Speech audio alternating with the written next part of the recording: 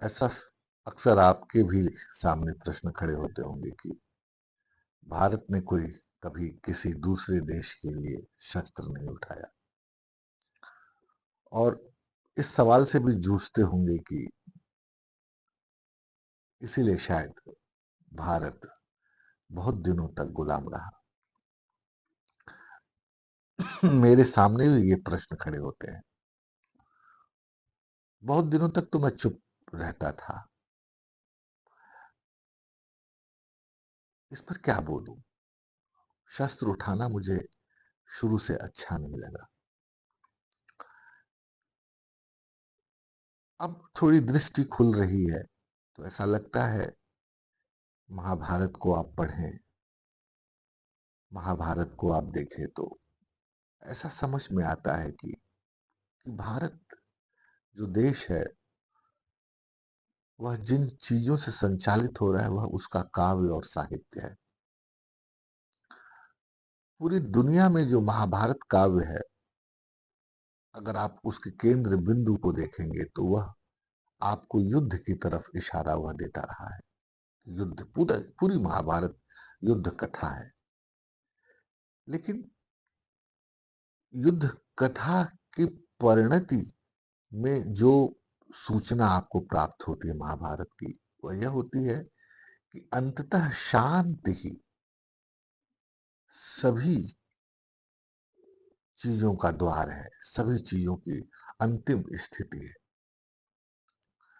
आप देखिए कि सारे पात्र, यहां तक कि कृष्ण भी अंत में विदा हो रहे हैं, मृत्यु उनको मिल रही है। जो हम जिनको भगवान मानते हैं वो बड़े साधारण ढंग से मर रहे हैं।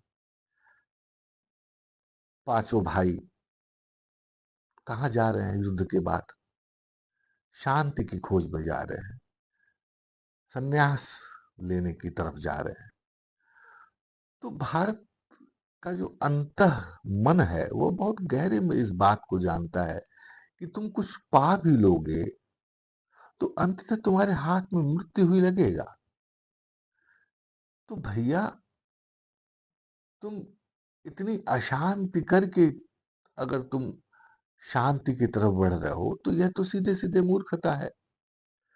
तो पहले तो आप भारतीय चेतना या भारतीय मानस के पास आएंगे तो वह आपको आने देगा, आपको युद्ध करने देगा। और वो अंतिम प्रयास तक भारतीय मानस यही चाहता है कि व्यक्ति शांति की तरफ, निवृत्ति की तरफ, संन्यास की तरफ आगे बढ़े।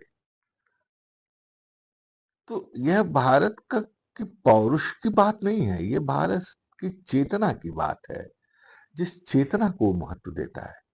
क्योंकि चारों पुरुषार्थ करने के बाद भी अगर हमको संन्यास, वैराग्य और शांति की तरफ बढ़ना है तो चारों पुरुषार्थ को करते हुए कहां तक ये हमारी शांति है, हमारी बुद्धि है, वह इस सूत्र को पकड़े रहे।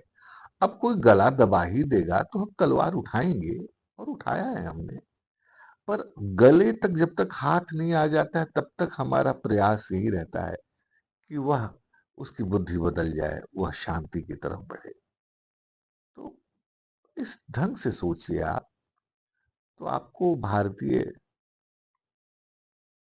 मानस के उस उदात्त चित्त के विषय में पता चलेगा जिसकी साधना हम हजारों सालों से करते आए हैं।